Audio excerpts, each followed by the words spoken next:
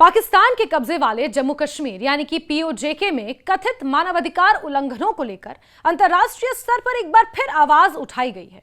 संयुक्त राष्ट्र मानवाधिकार परिषद यानी कि United nation human right commission के 62वें सत्र के दौरान जिनेवा स्थित संयुक्त राष्ट्र मुख्यालय के बाहर प्रसिद्ध ब्रोकन चेयर स्मारक पर United Kashmir People's National Party द्वारा प्रदर्शन आयोजित किया गया। इस प्रदर्शन का मकसद पाकिस्तान अधिकृत जम्मू कश्मीर में कथित तौर पर जारी सैन्य कार्रवाई, नागरिकों पर दमन, भोजन और दवाओं की कमी, इंटरनेट प्रतिबंध और शांतिपूर्ण विरोध प्रदर्शन को बलपूर्वक दबाए जाने जैसे मुद्दों को अंतर्राष्ट्रीय समुदाय के सामने उठाना था।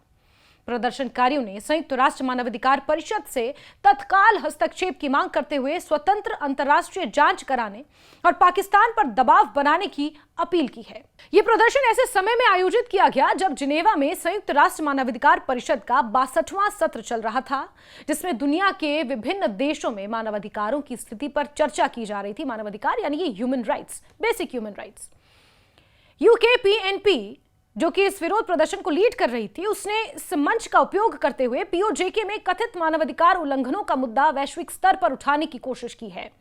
प्रदर्शन में शामिल लोगों ने आरोप लगाया कि पाकिस्तान की सेना और सुरक्षा एजेंसियां क्षेत्र में आम नागरिकों के खिलाफ कठोर कार्रवाई कर रही हैं, जिससे स्थानीय लोगों का सामान्य जीवन गंभीर रूप से प्रभावित हुआ है। प्रदर्शनकारियों ने विशेष रूप से 7 जून को रावलकोट में हुई घटना का उल्लेख किया। उनके अनुसार उस दिन सुरक्षा बलों द्वारा की गई गोलीबारी में कई लोगों की मौत हुई और अनेक लोग जख्मी हुए।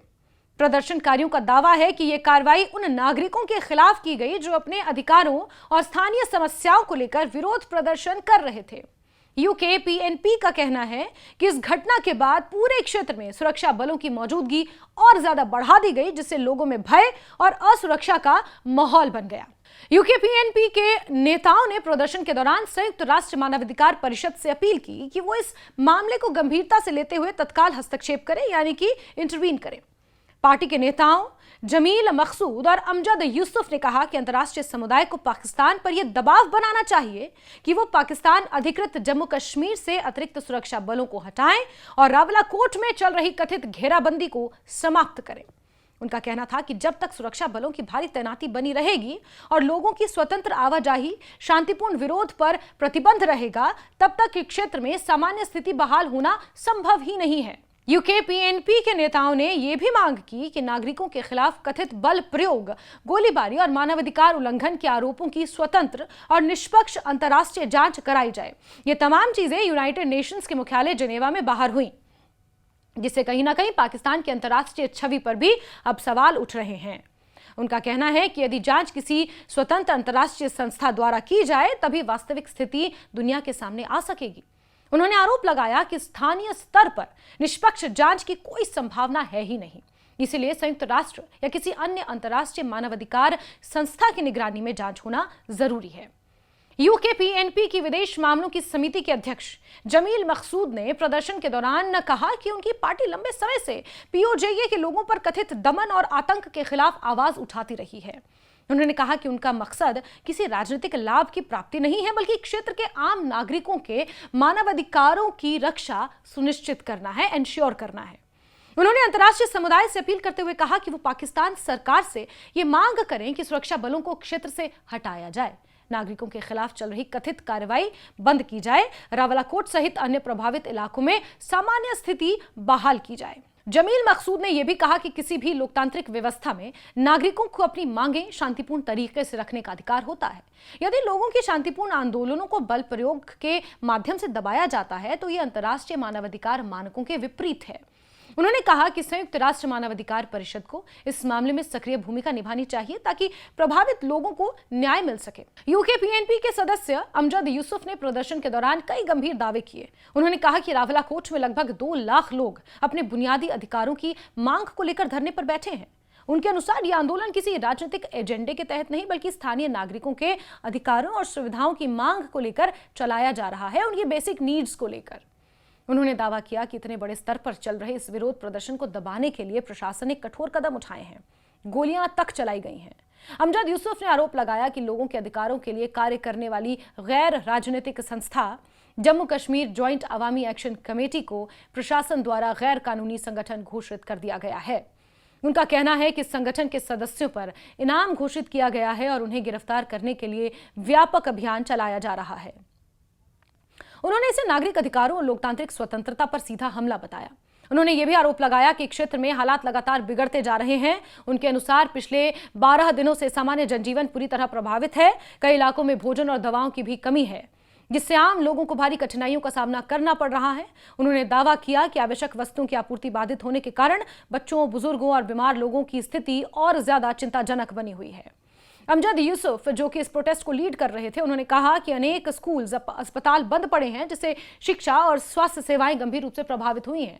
उन्होंने आरोप लगाया कि इंटरनेट सेवाओं पर भी व्यापक स्तर पर प्रतिबंध लगाया गया है, जिसके कारण लोग एक दूसरे से संपर्क भी नहीं कर पा रहे। बाहरी दुनिया तक सूचनाएं पहुंचना मुश्किल है।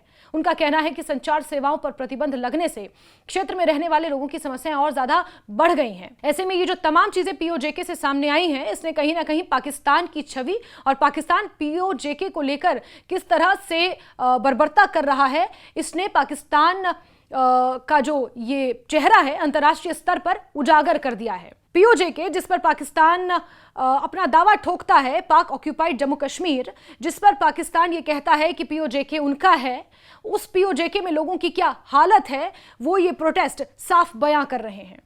पाकिस्तान के अंदर अपने हालात तो खराब हैं ही, लेकिन जिस पीओजेके पर पाकिस्तान दावा ठोकता है वहां की जनता इस वक्त त्राहिमाम कर रही है। उन्होंने एक और गंभीर आरोप लगाते हुए कहा कि सुरक्षा बल घायल लोगों को अस्पताल में उपचार उपलब्ध कराने के बजाय उन्हें हिरासत में ले रहे हैं। उनके अनुसार कई ऐसे लोग जो विरोध प्रदर्शन के दौरान घायल हुए, उन्हें पर्याप्त चिकित्सा सुविधा ही नहीं मिली, मरने के लिए छोड़ दिया।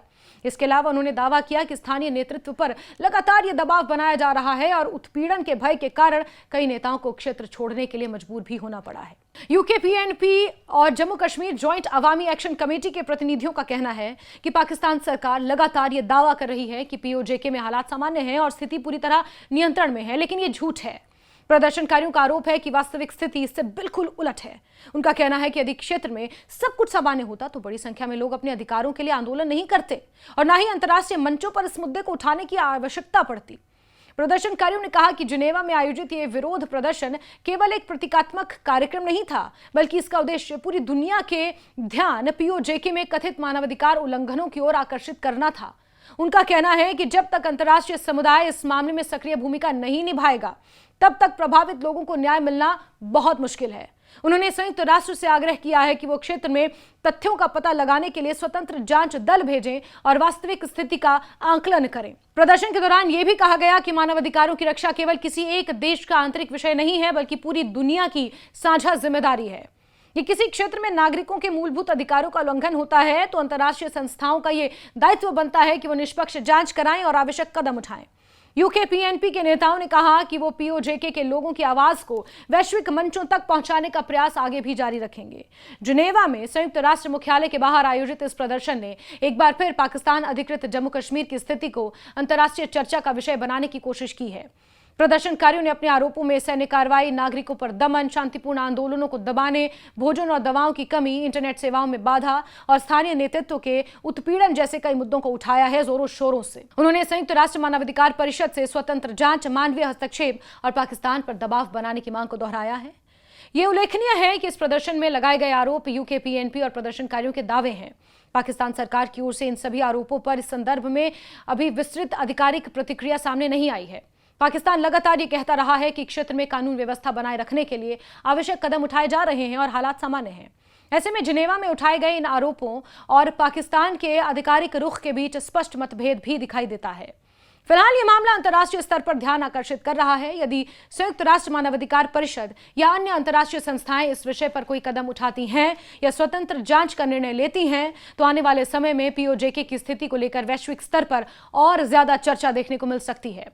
जिनेवा में हुआ यह प्रदर्शन इस दिशा में एक महत्वपूर्ण प्रयास है, जिसके माध्यम से यूकेपीएनपी ने पाकिस्तान अधिकृत जम्मू कश्मीर में कथित मानवाधिकार उल्लंघनों का मुद्दा वैश्विक समुदाय के समक्ष प्रमुखता से उठाने की कोशिश की है।